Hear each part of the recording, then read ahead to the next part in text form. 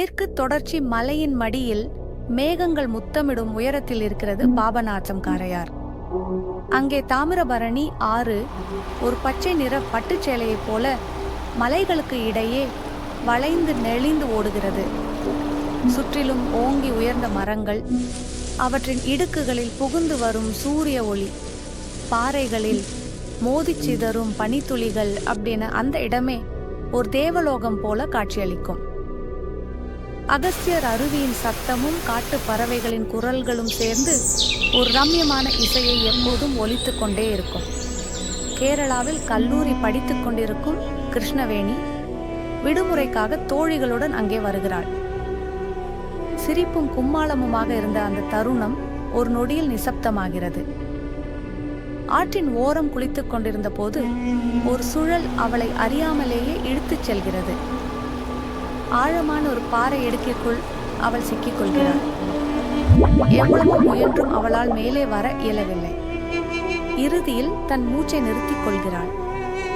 பதறிய அவளது நண்பர்கள் உடனடியாக காவல்துறைக்கு தகவல் அளித்தனர்.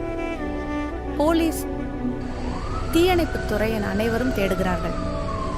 ஆனால் அந்த பாறை இடுக்குகள் ஓர்மாயவளை போல அவளை மறைத்துக் கொள்கின்றன. பல நாட்கள் தேடியும் உடல் கிடைக்கவில்லை. எங்கள் எளிதான வீட்டுக்கடன்கள் மூலம் உங்கள் கனவு இல்லத்தை நனவாக்குங்கள். இன்றே விண்ணப்பிக்கவும். ஊரே சோகத்தில் மூழ்கியிருக்க அந்த பகுதியைச் சேர்ந்த அனுபவம் வாய்ந்த ஒரு நீச்சல் வீரர், உள்ளூர் நபர், களத்தில் இறங்குகிறார். தண்ணீருக்கு அடியில் மூச்சடக்கி செல்லும் அவர் ஒரு பாறை இடுக்கில் கிருஷ்ணவேணியை காண்கிறார்.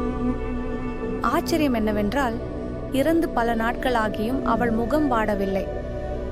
மரண பயமின்றி ஒரு தெய்வீக சிரிப்போடு காண்பவரை பார்த்து புன்னகைப்பது போலவே அவள் முகம் இருக்கிறது. அந்த துயரமான நிலையிலும் அவள் முகத்தில் இருந்த அமைதி அவரை உலுக்குகிறது. உடல் மீட்கப்பட்டு உரிய மரியாதையுடன் அவள் ஊருக்கு அனுப்பி வைக்கப்படுகிறது. காலங்கள் உருண்டோடுகின்றன. ஆனால் காரையார் ஆற்றில் விபத்துகள் நின்ற பாடில்லை.